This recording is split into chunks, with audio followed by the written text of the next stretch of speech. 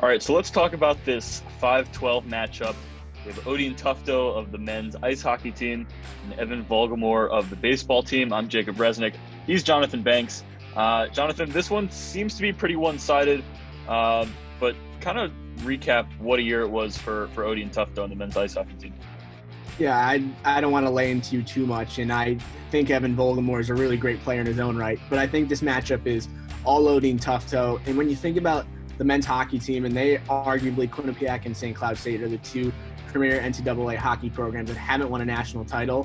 And Odin Tufto has been one of the best players on this team for the last 3 years. Just looking at it this year, he finished in the top 5 in the entire country in assists. And that's just something that he does. He springs the offense, he keeps the offense going.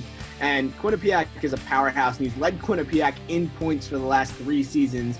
Evan Vulgamore didn't even lead Quinnipiac baseball on average last year, if I'm correct.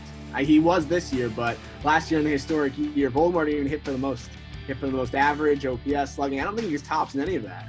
Well, good thing we're talking about this year and not last year. OPS approaching 1,000 this year. 3 home runs. It was a shortened season, so who knows? 14 games, right?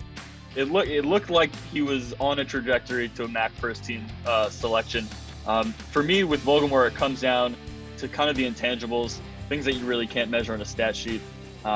He's really the vocal leader in that clubhouse, and baseball is one of the toughest sports. Especially in the Northeast, you're traveling all over the country. They went to Texas, they've gone to Florida, Georgia. They've just been all over Mississippi. They've been all over the place. Yeah. So it really takes a lot mentally for some of the younger guys, and Vulgamore is really key in that. And when the offense was struggling earlier this year, he was really the only bat that was hot most of the time. So interesting matchup here, 5-12.